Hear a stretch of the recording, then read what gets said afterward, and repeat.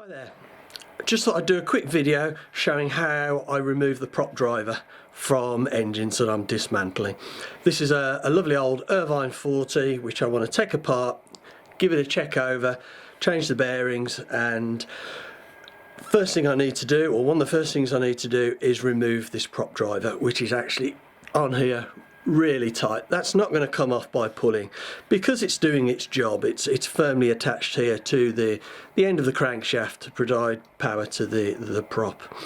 Now, there's a right way and a wrong way to remove these, and so often you see damaged crankcases, prop drivers, where they've had screwdrivers, or somebody's had a pair of grips on the end here. Now, there's a really good way to get these off, and I thought I would just share with you how I take prop drivers off. So, first thing you need is a really cheap, inexpensive puller, and these are absolutely fantastic. They cost about £10–12 sterling, and easily available.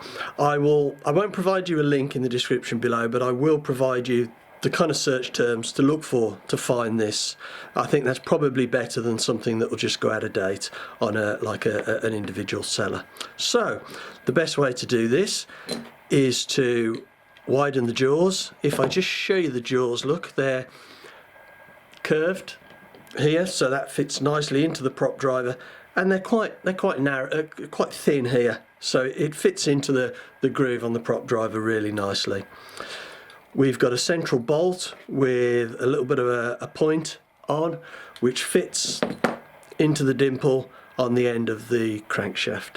So what we do, we just slide the jaws over the prop driver and we tighten up. Well, actually, let's just get this bolt onto the end of the crankshaft first, so we get that located, and then we just tighten these up, these two bolts.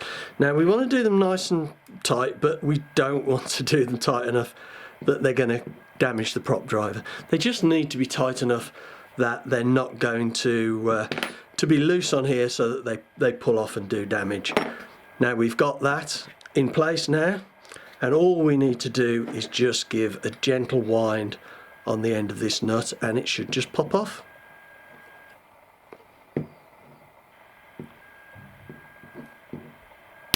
There we go, and there we have our prop driver removed.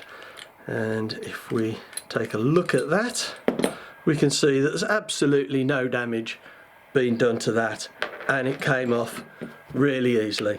So my advice is, if you're going to dismantle an engine, get yourself this cheap but effective prop driver, or one very similar. These are absolutely great. I love this tool. I use it all the time. It's really good.